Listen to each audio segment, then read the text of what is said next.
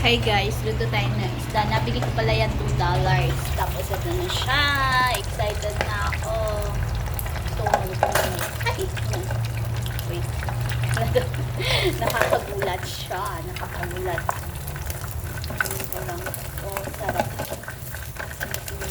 Sarap pag ganito yung niluto ng galunggong. Yung medyo malutong-lutong.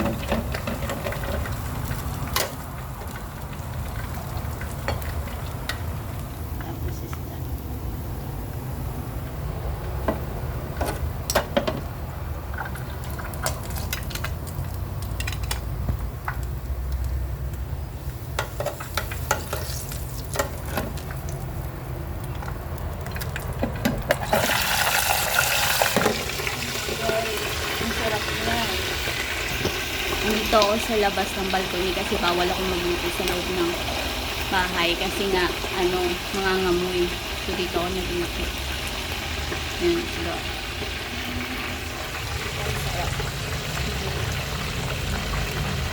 Sarap.